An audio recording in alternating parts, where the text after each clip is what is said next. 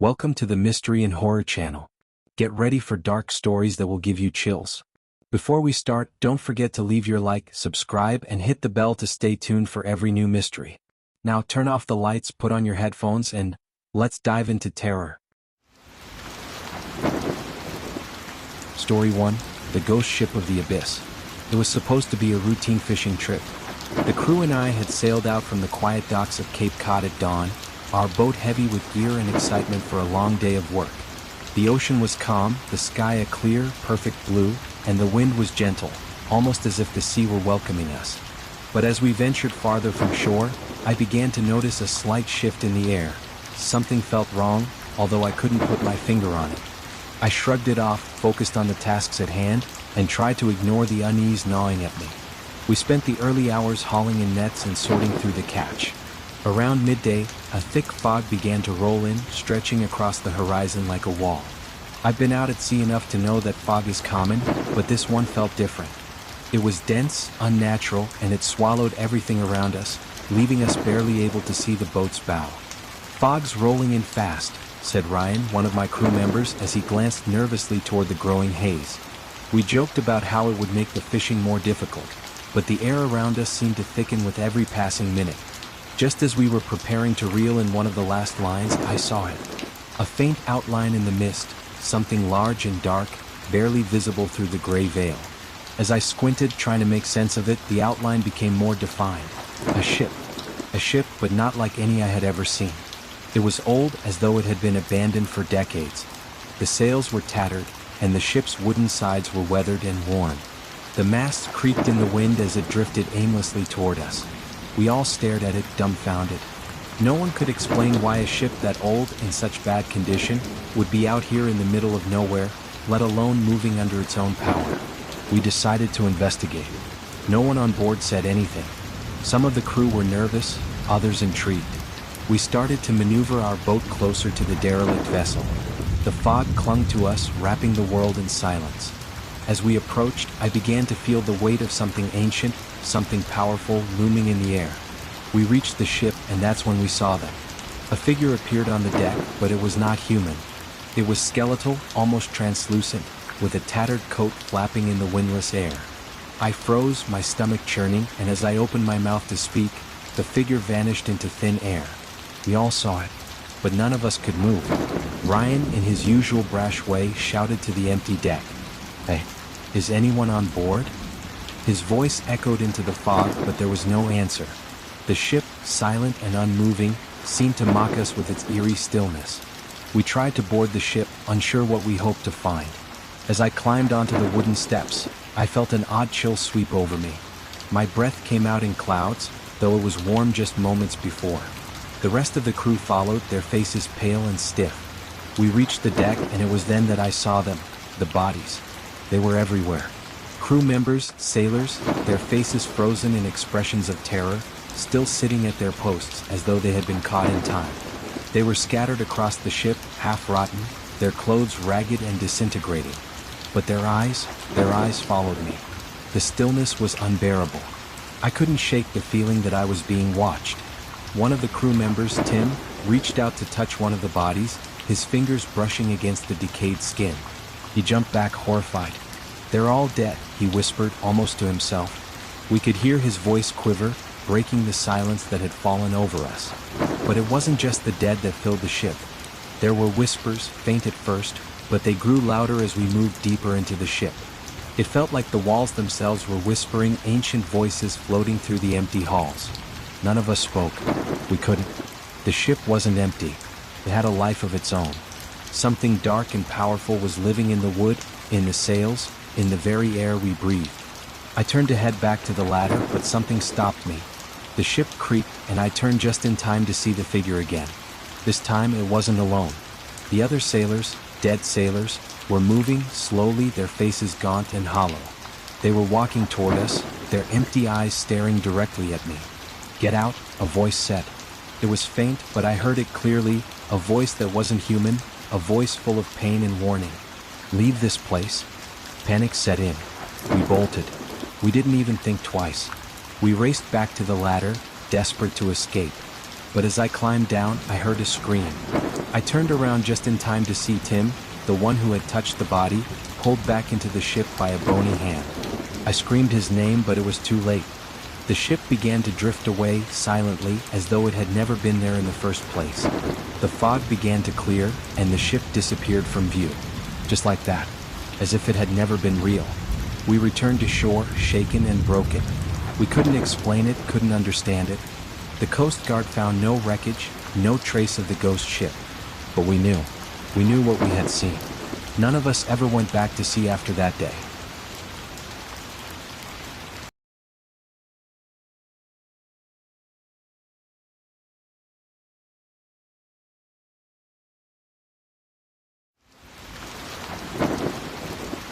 Story 2, The Siren's Call.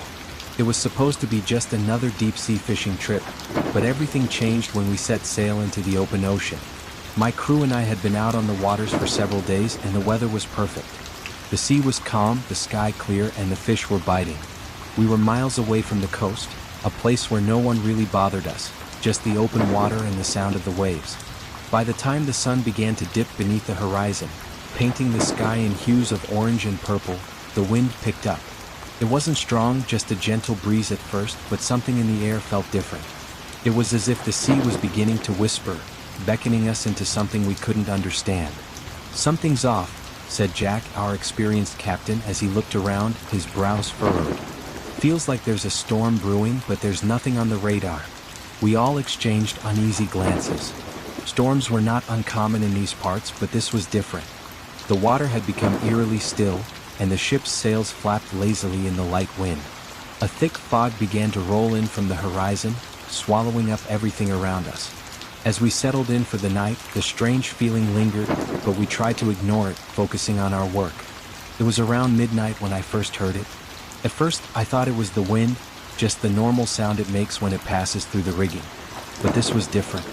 It was a sound that seemed to pierce through the silence of the ocean, like a voice calling from the depths.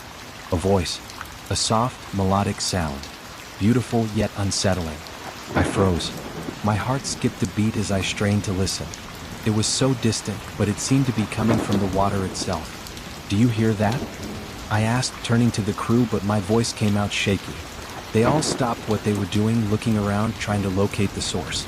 "You hear it too?" Ryan asked, his face pale as he stepped closer to me. He wasn't the superstitious type, but the fear was evident in his eyes. "Yeah, it's like someone singing," I muttered, almost in disbelief. The sound was faint at first, like a whisper on the wind, but it soon grew louder. It was unmistakable, an ethereal song, a melody so sweet it seemed to pull at my very soul. The wind was barely blowing, but the sound carried over the water with clarity. It wasn't just a song, it was a call. It felt like it was reaching into my chest, tugging at me. "We need to check this out," I said, my voice hoarse, almost hypnotized by the sound. It was beautiful, yes, but there was something undeniably wrong about it. Yet, I couldn't stop myself from feeling drawn to it. I wasn't the only one. Ryan and the others felt it too, but none of us could explain why. "Stay here, I'll go take a look," Jack said, trying to sound authoritative, though his voice trembled. As the most experienced member of our crew, we trusted him, but even he seemed uncertain. As Jack stepped toward the edge of the ship, the singing intensified, as though it were being sung just beneath the surface of the water. A chill ran down my spine. The sound was sweet and haunting, and I couldn't shake the feeling that something was watching us. We all watched Jack as he approached the edge, trying to peer into the dark waters. His hand reached out, almost as if he were about to dive in. But then something happened. The singing stopped. For a few seconds there was absolute silence, and then the sea seemed to move. Not like a wave, but more like something big shifting just below the surface. It was unnatural. The water began to ripple in places where there was no wind, and Jack froze, staring down at the water with a horrified expression. "Get away from there," Ryan shouted, but it was too late. Without warning, Jack was pulled from the edge, his body flailing in the water. His scream cut through the silence of the night, a desperate cry for help as something unseen dragged him under. Panic erupted on the ship. We rushed to the ropes, trying to throw a lifeline, but the water was still. Too still. We could see nothing. The water remained calm, the ripples vanishing as quickly as they had appeared, and Jack was gone. A heavy silence hung over us, broken only by the sound of the creaking ship. Our attempts to locate Jack proved futile. We searched through the night, but it was as though the ocean had swallowed him whole. And then the singing returned. It wasn't the same as before. The song was louder now, more urgent. It was no longer sweet. Now it sounded like a mockery. The melodic voice twisted into something that felt like a warning. It was as if the sea itself was laughing at us. "We have to go," Ryan said, his voice hoarse with fear. But none of us could move. The allure of the singing was overpowering, and I could feel it pulling at my mind, urging me closer to the water. As we stood there, the fog closed in on us, thick and suffocating. The ship seemed to groan under an unseen weight, and then it hit us, the realization that we were not alone. We weren't alone on this ship. The waters weren't empty. Out of the corner of my eye, I saw a figure. At first, I thought it was just a trick of the fog, but no, it was real. A figure, draped in a long, flowing gown, was standing at the bow of the ship, watching us. Its face was pale, eyes dark and empty, and its hair seemed to float around its face as if it were underwater. A woman, but not a woman. My heart hammered in my chest as I recognized the figure for what it was, what it had to be. A siren. The one who had called Jack to his death. She raised a hand, and the singing became louder, louder than ever before, an unbearable chorus that seemed to drown out all thought. We turned to run, but it was as if the ship was no longer under our control. We were moving, drifting, being pulled toward her. I looked back one last time as the ship lurched forward. Her hollow eyes locked with mine, and her smile stretched impossibly wide, full of malice and hunger. The ship was moving faster now, pulled by some unseen force, heading straight toward the open sea. I don't know how long we were trapped, drifting in that endless fog, but when I awoke, we were back on land. No one spoke of it again. Not one of us. But sometimes when I close my eyes, I can still hear the singing.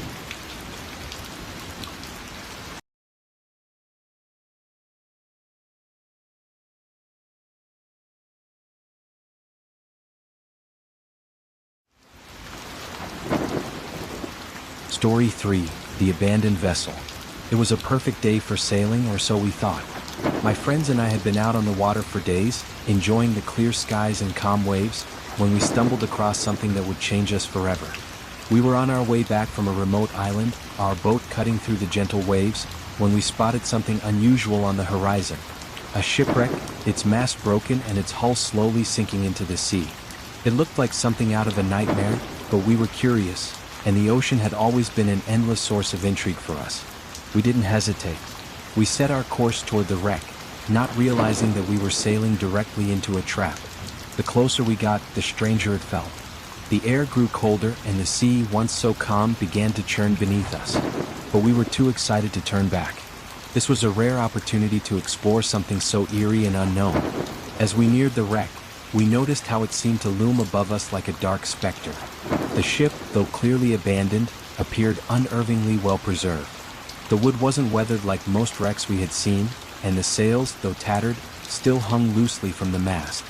The ship had clearly been stranded for years, but it didn't look like it belonged there, like it had simply appeared out of nowhere, left to linger on the open ocean. "We have to board it," Mike, my best friend, said excitedly as he gripped the side of the boat.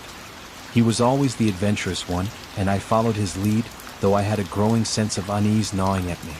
We threw a rope ladder over the side of our boat and climbed up to the wreck's deck. It was strangely quiet. No creaking wood, no wind in the sails. The ship seemed frozen in time, as if it had been waiting for us. As we moved cautiously along the deck, we couldn't shake the feeling that we were being watched, but when we looked around, no one was there. Only the endless, empty expanse of the ocean surrounding us.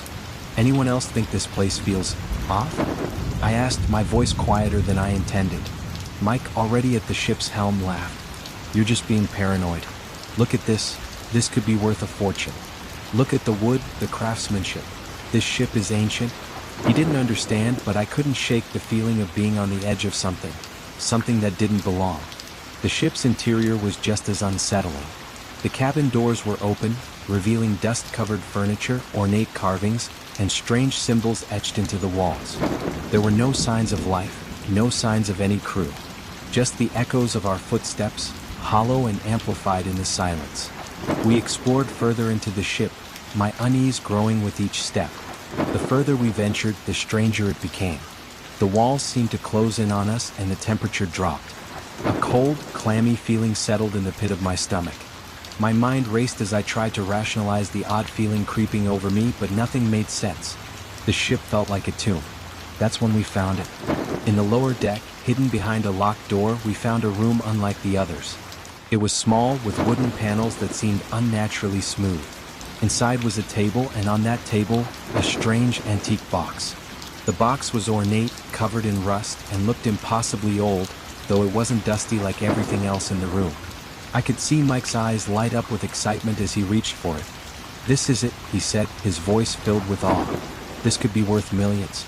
Let's take it with us." He was already lifting the box when I felt something change in the air. A low, humming sound began to vibrate through the walls, like a distant chant. The air seemed to thicken, pressing down on us.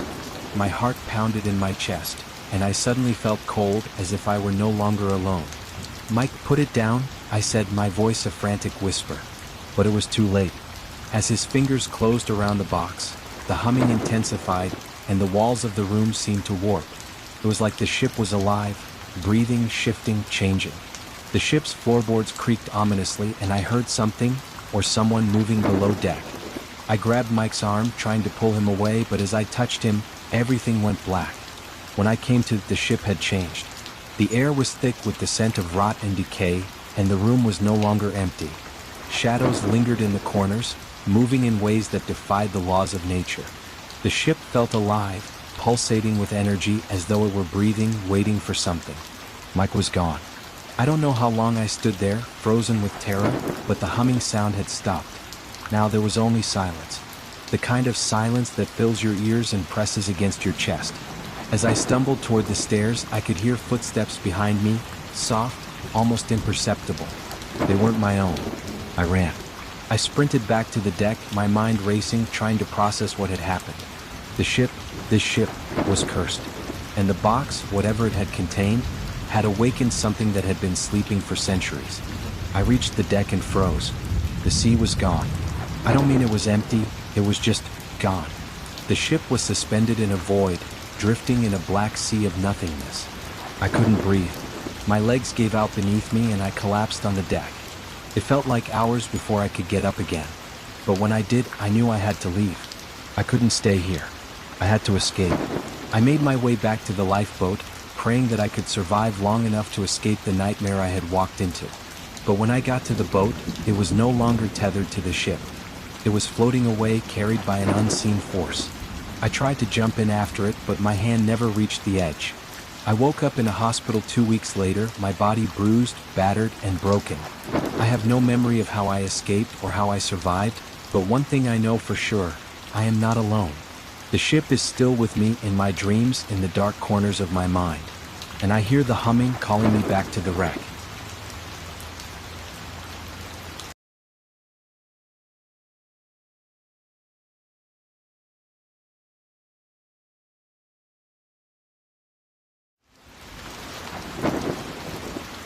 Story 4. The Ghost Ship of the Black Sea. It started as an ordinary fishing trip. My crew and I set sail in the early hours of the morning, aiming to catch some of the region's prized fish. We had no idea that our lives were about to change forever. The sea was calm that day, the sky clear, and the sun just beginning to rise when we noticed something strange on the horizon. A massive silhouette, its sails black and tattered, drifting silently across the waters. At first, we thought it was another ship, stranded or abandoned, but as we drew closer, we realized something wasn't right. The ship, large and imposing, appeared as if it had been stuck in time. The hull was covered in algae, barnacles, and signs of long neglect. But what struck us as odd was that there were no signs of life aboard. No crew, no movement, and worst of all, no indication that the ship had ever been maintained. We decided to investigate, curious about this seemingly ghostly vessel that had appeared out of nowhere. As we neared it, a dense fog rolled in, obscuring the surroundings. The air became colder, and the once calm sea seemed to darken, swirling around the ship like a vortex. Something in my gut told me to turn back, but the others were already preparing to board. I reluctantly followed, though I felt the weight of dread in my chest. The plank creaked as we crossed over onto the ghost ship's deck, our footsteps echoing in the eerie silence. The ship was unnaturally quiet. It was as if we had stepped into another world where time had frozen. The sails flapped weakly, though there was no wind to move them. We explored the lower decks. The wooden beams groaned and the walls seemed to breathe. There was a musty smell like something ancient and decayed. As I walked down the narrow corridor, I glanced into the cabins. The rooms were in perfect disarray, as if the crew had simply vanished without a trace. Empty glasses lay shattered on tables, rotting food sat in bowls, and old maps were strewn across the floor. It was impossible to shake the feeling that we were trespassing in a place that shouldn't be disturbed. When I reached the ship's wheel, I saw something that made my blood run cold. The wheel was unmanned, yet it turned ever so slightly, as if an invisible hand was steering the vessel. That was when the sound began. A soft whisper, almost a sigh, drifted through the air. It was faint at first like the wind, but then it grew louder, more distinct. Words began to form, but they were unintelligible, like a language lost to time. My crew members too began to hear it. Their eyes widened in fear, but none of us could explain the phenomenon. The whisper seemed to come from everywhere and nowhere, filling our minds with confusion. That's when we saw it, the shadow of a figure standing on the top deck, shrouded in black.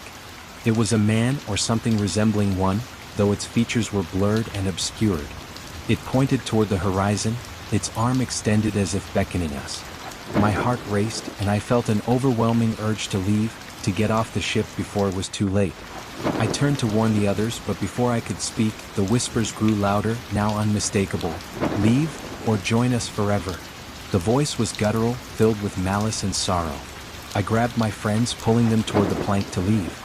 But before we could reach it, the ship's wheel turned sharply, and the deck beneath us seemed to shift. Suddenly, the ship lurched forward as though it had a life of its own. The air thickened with a strange pressure, and the temperature dropped even further. We scrambled, trying to maintain our balance as the ship seemed to come alive, its sails filling with an unseen wind. We had no choice but to run back to the plank and jump back into our boat, but as I glanced behind me, I saw the figure on the deck again, closer this time, its eyes glowing with an unnatural light. We barely made it to the boat.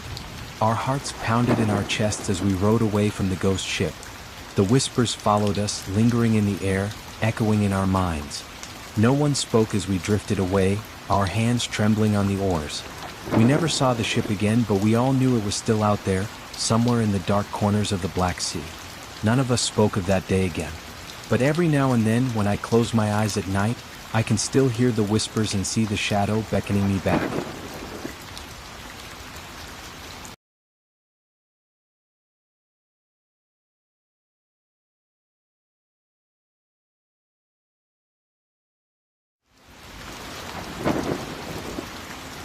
Story 5. The Phantom Crew of the Silent Sea.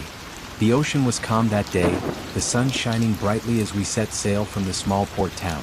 My friends and I had decided to take a trip to a remote island we had heard about. It was said to be uninhabited, a hidden paradise waiting to be explored. We were excited, our spirits high as the boat cut through the gentle waves. But little did we know, we were about to encounter something far darker than any of us had imagined. As we approached the island, the weather started to change. Dark clouds rolled in quickly, blanketing the sky, and the once calm sea became choppy. The boat swayed with the growing waves, and the atmosphere around us seemed heavy with an ominous presence. The island itself came into view, surrounded by a thick fog that seemed to form from nowhere. It wasn't the welcoming sight we expected. The island's coastline was jagged, with cliffs towering above the water like dark sentinels. We didn't hesitate though. Our curiosity pushed us forward, and we anchored close to the shore. We took our supplies and started to make our way through the dense trees. The air was thick with humidity, and the smell of salt water mixed with the earthy scent of the forest. The deeper we ventured, the quieter it became. The usual sounds of birds and insects were eerily absent, and all we could hear were the whispers of the wind and our footsteps. We pressed on, driven by the strange allure of the island. Several hours passed before we stumbled upon an old, decrepit shipwreck hidden deep within the jungle. The sight of the ship was unsettling. It looked ancient, covered in moss and vines, the hull split open by time and decay. The ship had clearly been abandoned for years, but what caught our attention was the faint sound of creaking wood, as though the ship was still alive. Curious, we approached the wreckage cautiously. As we got closer, the air around us seemed to grow colder. It was as if the temperature dropped several degrees in an instant. That was when we saw it, the faint silhouette of figures on the deck, their forms barely visible in the mist. They were standing perfectly still, staring into the distance. There was no movement, no sound, except for the eerie creaking of the ship. "Hello?" I called out, my voice trembling, but there was no answer. The figures didn't acknowledge us, their eyes fixed on some distant point beyond the horizon. My friends and I exchanged nervous glances, but we couldn't turn back now. We had to investigate further. As we stepped aboard the wreck, the creaking of the ship intensified, like it was groaning under a great weight. The figures were still there, but they seemed wrong. They looked like crew members, dressed in tattered uniforms, but their faces were blank, their eyes hollow and empty. They didn't move. It was as though we were walking through a scene frozen in time. We explored the ship, each of us becoming more uneasy with every step. The interior was a maze of narrow corridors, dusty rooms, and rotting wood. In one of the cabins, I found a map of the island, dated from hundreds of years ago. The map had strange markings on it, symbols that I didn't recognize in locations that didn't appear on modern maps. We were about to leave the cabin when I heard a voice, soft but clear, whispering my name. I froze. The voice wasn't coming from any of us, and yet it sounded so real. I turned around, my heart racing, but saw no one. The ship groaned again, and the figures on the deck began to move, slowly, almost as if they were waking from a long slumber. "We need to go now," I said urgently. But as I turned to leave, the doorway we had come through was gone. The walls had shifted, trapping us inside. Panic set in as the air grew heavier, colder. The ship was no longer abandoned, it felt alive, suffocating us with its presence. The figures on the deck began to move toward us, their eyes still hollow, their faces emotionless. As they reached out for us, their hands passed through the air with a chilling, unnatural coldness. My friends screamed, trying to run, but the ship was no longer a vessel. It had become a prison, its walls closing in. I managed to break free, but as I looked back, the ship began to sink into the sea, vanishing into the depths as though it had never existed at all. I was left on the shore, panting, staring at the empty ocean. The boat was gone. The island was silent again. No one spoke about what happened that day. We left the island in silence, but I could still hear the whispers calling my name, calling us back to that cursed ship. The figures never left my mind, and I wonder even now if we were the ones who escaped, or if the island had simply let us go.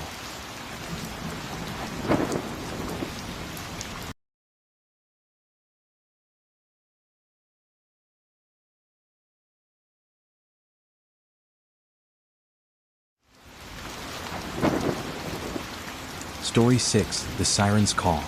It was supposed to be a routine fishing trip. My uncle, an experienced fisherman, had taken me out on his boat countless times before, but this time felt different. There was an unusual chill in the air, and the sea seemed unnaturally still as we set out from the port. We were heading toward an uninhabited stretch of coastline, one known for its beautiful but treacherous waters. The locals often spoke of the area in hushed tones, warning that it was best to stay away after dark. But my uncle shrugged it off, claiming it was just an old superstition. We spent the day fishing without issue, the sun beating down, the sound of the waves crashing against the boat a constant companion. But as evening approached, something changed. The sky, once bright and clear, began to darken in a way that felt unnatural. The wind, which had been non-existent all day, suddenly picked up, and the air grew heavy with an eerie stillness. That's when we heard it, the sound of singing. At first, I thought it was the wind or some distant bird, but then the melody became clearer. It was a soft, lilting tune, almost hypnotic, coming from the direction of the rocks just ahead. I looked at my uncle, but he didn't seem concerned. In fact, he seemed oddly calm, as though he expected it. "Do you hear that?" I asked, my voice shaking. He gave a half-hearted nod. "It's just a siren," he said dismissively. "Legend has it that these waters are home to creatures who sing sailors to their doom. But don't worry, lad, it's all just stories." But the voice, it was so beautiful, so haunting, that I couldn't help but feel drawn to it. The song tugged at something deep inside me, like it was calling me, urging me to follow. My heart raced, and I could feel my body moving toward the edge of the boat, drawn by the sound. "Uncle, we should go back," I said, my voice suddenly trembling. Something doesn't feel right." He seemed unfazed, but there was a flicker of something in his eyes, something I hadn't seen before. "It's nothing. Just a little myth," he muttered. But as he said it, he steered the boat closer to the rocks. The singing grew louder, and my body felt cold despite the warmth of the day. The water around the boat seemed to shimmer, as if the sea itself was alive. My uncle turned the boat towards the rocks, and I felt a strange pressure in my chest, as if something was pulling at me from below the surface. "Stop!" I shouted, gripping the sides of the boat. "We need to leave now." But it was too late. The boat seemed to lurch as if something beneath the water had grabbed hold of it, and the air filled with an overwhelming scent of salt and seaweed. And then, from the water, a figure appeared. It was a woman, her skin pale and glistening with salt water, her hair flowing like strands of dark silk.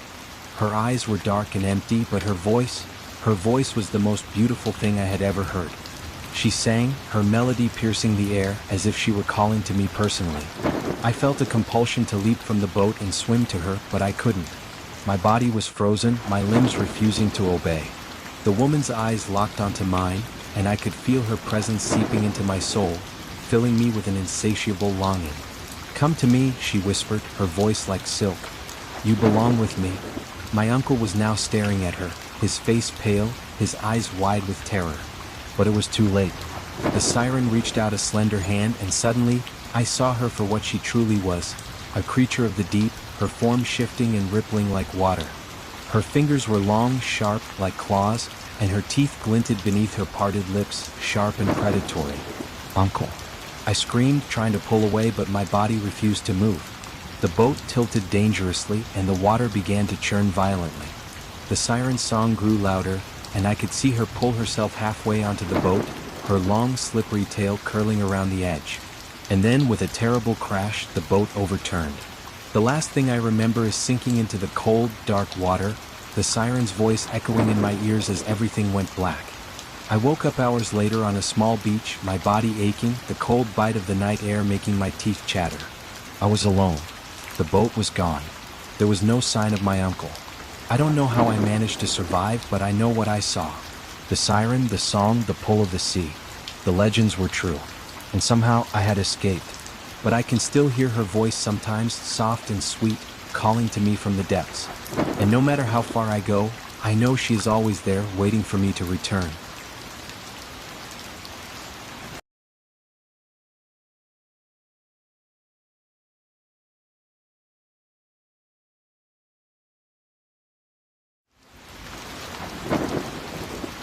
Story 7.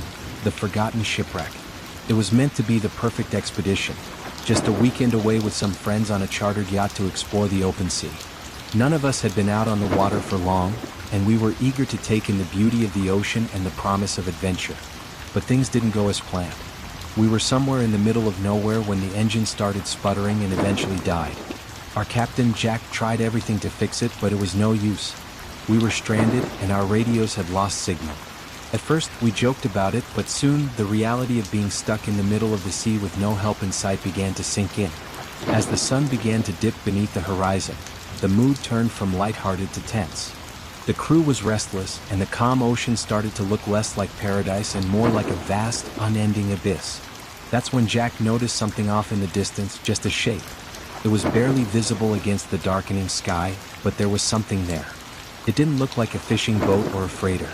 It appeared to be an old ship, its silhouette barely discernible through the mist. We all thought it was just a mirage or some trick of the mind. The sea often played tricks on you, especially in the dusk. But Jack, being the seasoned sailor he was, decided it was worth investigating. So we threw on some life jackets, hopped into the dinghy, and made our way toward the wreck. As we got closer, the ship came into full view. It was huge, a sprawling mass of rotting wood and rusted metal, suspended eerily in the water like some kind of floating graveyard. Its name was barely visible on the side, the Delphine, the letters worn away by time and the sea. The ship was abandoned, the sails long since torn to shreds, and yet it looked like it had been there only days ago. There were no signs of life. We climbed aboard carefully, trying not to disturb anything too much. The air was thick with the smell of salt water and mildew, the deck creaking underfoot as we moved. There was something unsettling about the silence that enveloped us. We walked deeper into the bowels of the ship, the wooden floors groaning as if they had something to say. The captain's cabin was the first place we searched. Inside we found dusty old charts and maps strewn across a desk, all of them pointing toward the same coordinates, exactly where we had been stranded. This seemed strange, but it wasn't until we opened a locked chest in the corner that things really took a turn. Inside was a journal, old and water-damaged, with pages that were barely readable. But it was the last entry that caught our attention. If you find this, don't trust the ocean. It's taken everything. The ship is alive. It won't let us leave. At first, we thought it was some sailor's ill-fated rambling, but as we read on, the fear in the words seemed to seep into us. And then we heard it. A sound, faint but undeniable, a low hum coming from below deck. We followed the sound, our flashlights trembling in our hands. The hum grew louder, turning into a whisper, and the further we ventured down, the more the air seemed to constrict. By the time we reached the engine room, I could barely breathe. And that's when we saw it. A shape, hunched and dark, creeping along the walls. At first, I thought it was one of my friends, but then I realized that their faces were too still, their movements too mechanical. And then I heard the whisper again, but this time it was inside my head, as if the ship itself was speaking to me. It was alive. I turned to run, but my legs felt heavy, as though the ship was holding me in place, keeping me from leaving. The others began to panic. They too were frozen, staring at the shadows that moved around us. And then I heard the footsteps, slow, deliberate, coming from above. Thump, thump. We bolted, running back up to the deck, but when we emerged, we were not alone. The sea was no longer still. It was alive with movement, dark shadows swirling beneath the surface, as if the ocean itself was aware of us, watching us. We made it back to the dinghy, but the boat was now tethered to the wreck in a way that felt unnatural. No matter how hard we tried, the engine wouldn't start, and the ship behind us loomed larger, its towering silhouette blocking the moonlight, swallowing us in darkness. One by one, the others began to panic, and that's when I saw it. A figure standing at the helm of the ship, watching us, its features indistinguishable but its presence undeniable. It was the captain of the Delphine, standing there beckoning us. I don't know how we got away. Maybe it was luck, or maybe the ship finally allowed us to leave. When we reached the shore, we were exhausted, breathless, and most of us were too scared to speak. The ship was gone by morning, vanished without a trace. We reported the incident, but no one believed us. There were no records of the Delphine anywhere, no evidence of the shipwreck, and no one could find it again. But every now and then, I hear that hum, that faint whisper on the wind. And I know deep down that the ship isn't gone, not really. The ocean knows where we are, and it will come back for us one day.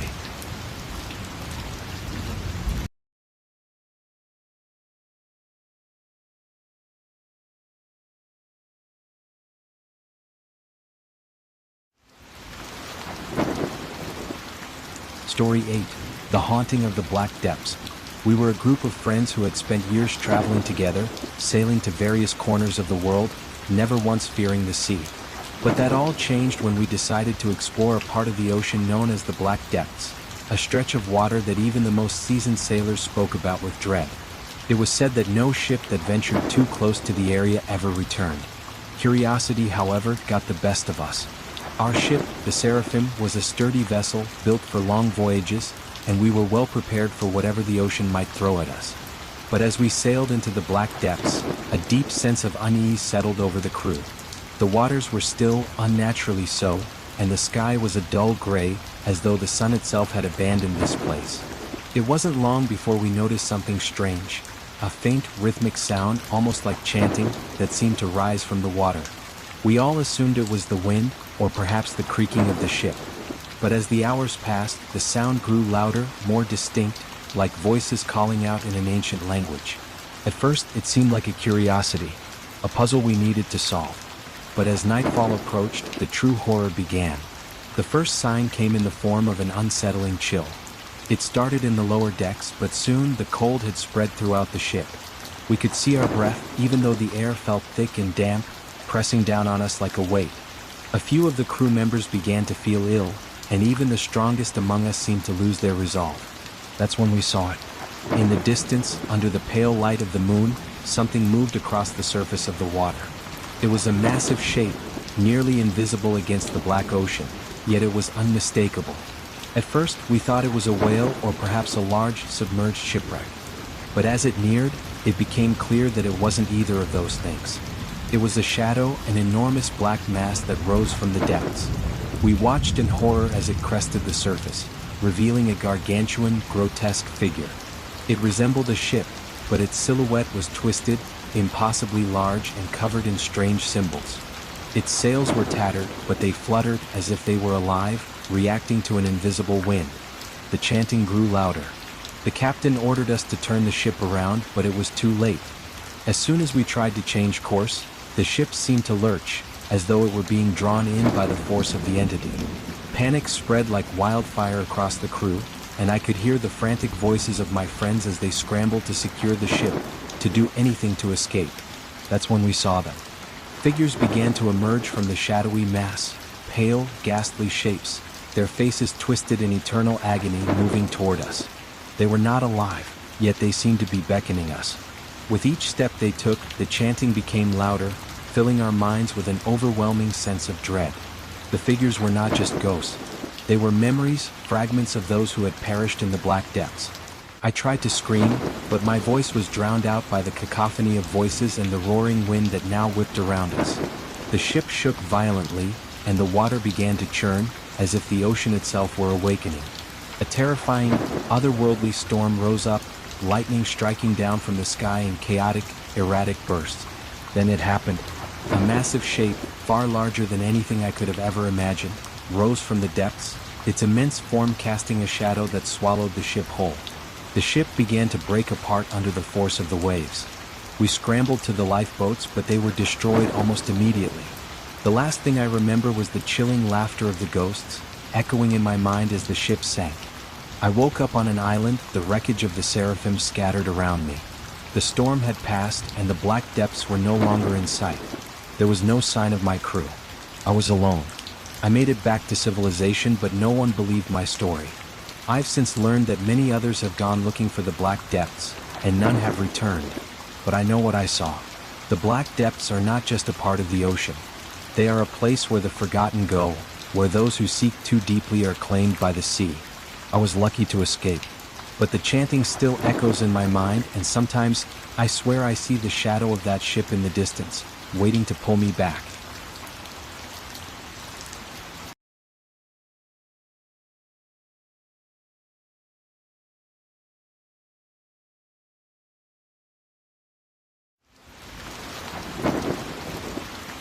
Story 9.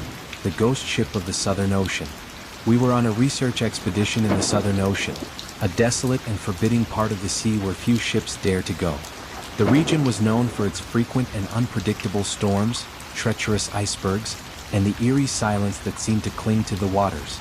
Our mission was simple: gather data on the ocean floor and observe the effects of global warming on the ice sheets. But what we encountered out there was far more terrifying than anything we had prepared for. We were aboard the Endurance, a sturdy research vessel equipped with the latest technology. The weather had been calm for days, but as we ventured farther south, a strange heaviness settled in the air.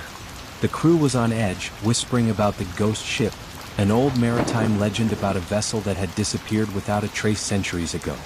It was said to appear to ships passing through the Southern Ocean, luring them into deadly waters with an unearthly, alluring light. I didn't believe in such superstitions. I had always thought of them as just sailor tales, but that would change. It started with an unusual fog. Thick, white, and dense, it rolled in from the horizon without warning, swallowing the Endurance in an instant. The temperature dropped drastically and visibility reduced to nearly zero. Our radar systems couldn't detect anything beyond a few meters, and the ship's GPS malfunctioned, leaving us completely disoriented. The captain ordered us to slow down and wait for the fog to clear, but it didn't.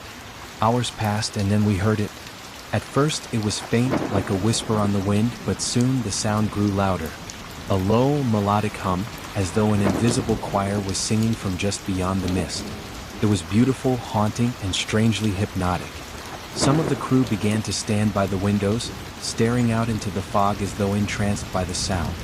I tried to shake off the unease crawling up my spine and focused on our course, but I couldn't ignore it. It was like something was calling to us. Then, through the mist, we saw it. A massive, dark silhouette emerging from the fog. At first, it looked like a rock formation or an iceberg, but as we drew closer, it became unmistakable. It was a ship, or what appeared to be a ship. The outline was ancient, worn by time, with sails that looked like tattered rags flapping in the non-existent wind. The vessel's ghostly appearance seemed to shimmer in the fog, as though it was both there and not there at the same time. "Is that a ship?" someone asked, their voice barely a whisper. The captain seemed just as perplexed, but he ordered us to get closer. We could see no name or identifying marks on the ship. It had the eerie presence of something long forgotten. "Prepare the search party," he said, clearly uneasy, though he tried to mask it. "We'll investigate. But don't get too close. Keep the ship in sight." As we neared, the atmosphere became even more oppressive. The temperature continued to drop, and the humming grew louder, now joined by voices. They were faint at first but gradually became clearer, as though people were speaking, or perhaps singing, from somewhere deep within the ship. It was a language I didn't recognize, but it sounded ancient, like something out of a dream. My heart began to pound in my chest. And then the fog began to clear, and we saw it in its full, horrific detail. The ship was indeed a ghostly apparition. Its wood was rotting, its sails in tatters, and the ship's hull was cracked and splintered as if it had been abandoned for centuries. But worst of all, there were figures on board. They stood at the edges of the ship, motionless, staring at us. They were skeletal, dressed in what appeared to be tattered uniforms, and their faces were hollow, as if their very souls had been drained. The sight of them paralyzed us, and for a moment, it felt as though time had stopped. The singing continued, now louder and more insistent, urging us closer. The captain shouted at us to turn around, but it was too late. Suddenly, a strong gust of wind blew through the ship. The fog thickened again, and within seconds we were swallowed by it, completely blind. The hum turned into a deafening cacophony of voices, and the ship began to rock violently. We were no longer in control. The Endurance felt like it was being dragged toward the phantom vessel. Panic swept over the crew. We tried to reverse the engines, but they wouldn't respond. The ship was being pulled toward the ghostly ship, and the voices in the fog were growing louder and more desperate, as if warning us or perhaps welcoming us.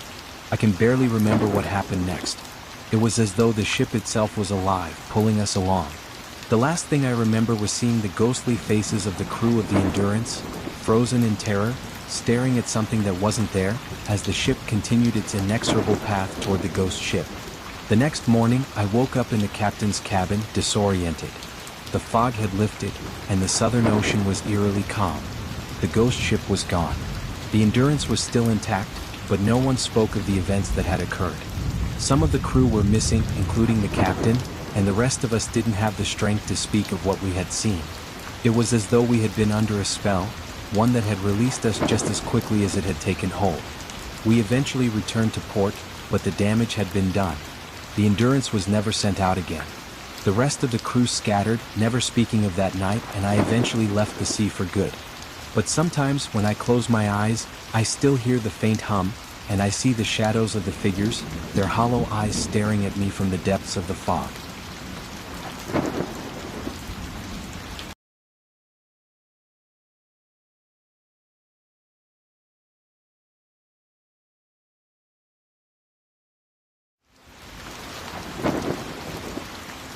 Story 10. The Wreck of the Blackwave. It was supposed to be an ordinary fishing trip. Just a weekend getaway with a few friends aboard a modest vessel, the Blackwave. But nothing about it turned out to be ordinary. What started as a carefree adventure turned into a nightmare that has haunted me ever since. We set out from a small harbor on the coast, heading toward deep waters, eager to cast our lines and enjoy the vast ocean away from the prying eyes of the world. The Blackwave was an old ship, but well-maintained, and its crew, a group of experienced sailors, had made many similar trips without issue. I was the newbie on this trip, invited by my friend Chris, who had spent most of his life on the sea. The first day went by without incident. We caught some fish, enjoyed cold beers, and laughed as we navigated the wide expanse of the ocean. But that night, something felt off. The air was thick with humidity, and the sky seemed darker than usual. There was a strange heaviness in the air, like the atmosphere itself was holding its breath. Even the stars above us seemed dimmer, hidden behind a thick blanket of clouds. But we brushed it off as just another evening at sea. That's when it started. Around midnight, the ship's lights flickered. I thought it was nothing, a minor glitch in the electrical system. But then, as I walked to the stern of the ship, I saw something that made my blood run cold. Out of the corner of my eye, I saw a shadow, a figure tall and dark, moving along the edge of the boat. I turned quickly, but nothing was there. The deck was empty. My heart raced, and I laughed nervously, trying to convince myself it was nothing. But then it happened again. This time, I heard a voice, low, indistinct, coming from the direction of the bow. I walked cautiously to the front of the ship, calling out to Chris and the others. The wind had died down, and the ocean was eerily still. The only sound was the creaking of the ship's hull and the soft sway of the water against the sides of the boat. "Chris? Mark?" I called, my voice shaking a little. No answer. The light above the wheelhouse flickered again, and this time, I could hear the sound of slow footsteps approaching. I froze in place. The footsteps were heavy, deliberate. There was no mistaking it. Someone, or something, was walking toward me. I called out again, my voice rising in panic, but when I looked around, no one was there. Suddenly, the ship lurched. The sound of metal scraping against wood echoed across the deck, a horrendous screech that sent a chill down my spine. I stumbled, barely catching myself on the railing. The water below seemed unnaturally still, and there, in the distance, I saw something I will never forget. The ship. At first, I thought it was another vessel in the distance, but this one was different. Its sails were torn, its hull blackened with age and decay. It appeared out of nowhere, emerging from the fog that seemed to have swallowed it whole. There was no sign of any crew, but the ship was coming closer, drifting toward us with unnatural speed. I ran back to the wheelhouse, shouting for Chris and the others. We were in immediate danger. The Blackwave was dead in the water, its engines having failed without explanation. I could hear the others coming up from below deck, but no one was prepared for what we saw. The ship was right next to us now, its decaying hull scraping against the side of the Blackwave. But the most terrifying thing was the faces, pale, gaunt faces that appeared at the portholes of the other ship. Eyes hollow, staring, their gazes fixated on us with an unnerving intensity. "Chris, what the hell is happening?" I asked, voice trembling. He didn't answer. He couldn't. His face was pale, his eyes wide with terror. A voice broke the silence. It wasn't from the ship, it was from behind me. I turned slowly. A man dressed in a long, tattered coat was standing in front of the wheelhouse door. His hair was black, matted with sea salt, and his skin looked as though it had been burned by the sun and wind for years. His eyes were empty, dark, and lifeless. "Leave now," the man whispered. His voice was raspy, barely audible, but the chill that ran down my spine told me he meant every word. "They're coming for you." Before I could respond, the air grew colder. The mist thickened, and the distant sound of chains dragging across the floorboards filled the air. The Blackwave began to tremble beneath our feet, as though it were being pulled toward the other ship. We tried to start the engines, but nothing worked. The ship wouldn't budge. Then, without warning, the decayed ship, the one we had thought was a ghost, opened its hull and something stepped out. It was like a nightmare, something that couldn't be real. A tall figure in black robes, its face obscured by a dark, tattered hood, floated toward us, the very air seeming to bend and warp around it. Its footsteps left no marks on the deck, as though it was part of the fog itself. Chris screamed. Mark rushed to the radio to call for help, but there was no signal. We were alone, drifting toward a fate none of us could comprehend. The figure raised one skeletal hand, and a blast of cold wind surged through the ship. The voices of the dead, the ones we had seen staring at us from the decayed ship's portholes, echoed in our ears, filling the air with their haunting whispers. The words were indecipherable, but the meaning was clear. We were never meant to leave. We never saw the figure again, but we heard its voice. A low, guttural warning that reverberated through our bones. We were not alone. The spirits of the Blackwave had claimed us, and now, we were part of their endless crew, destined to sail forever on the cursed sea. The last thing I remember was waking up on the deck of the Blackwave, my body stiff, my heart racing. But the ship was no longer there. We were back in open water, alone once more, but the ocean was silent. Since that day, I haven't stepped foot on a ship again, and I never will. Sometimes, when I close my eyes, I can still hear the faint whispers of the Blackwave in the distance, calling me back to the sea. And I know one day they will come for me. I can hear their chains dragging across the deck. The crew is waiting. If you made it this far, the mystery has hooked you. So, leave your like, subscribe, and hit the bell to follow each new story. Thanks for watching and see you in the next terror.